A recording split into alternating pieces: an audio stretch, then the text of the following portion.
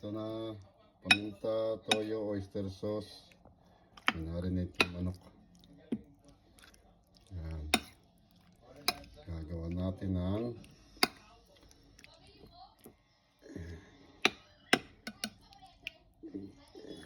yan. Wala akong dinagdag dyan. Wala mantika yan. I-design natin. Lalagyan natin dyan. Kuluan natin. Kuluan natin sa design. I-spring onion tayo. Saka ito. Hindi ko alam ano tawag dito. Ano ba tawag dito?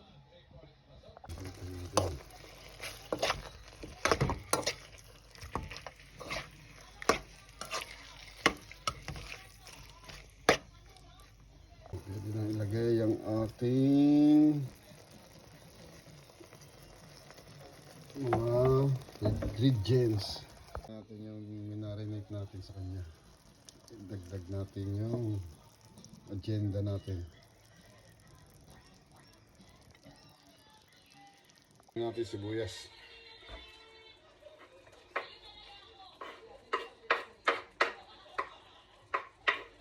Ay sili.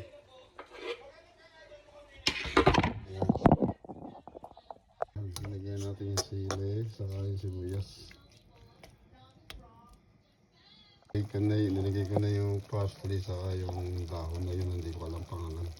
Lagyan natin ang tomato puree.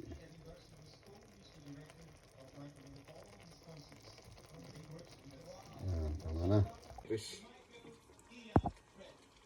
Ayan, patis. 1 spoon.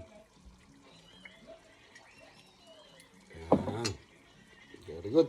Lagyan na natin yung spring onions. Lagyan natin yun. Ayan, ito na. Ready for the table na. Kain na. Kain na.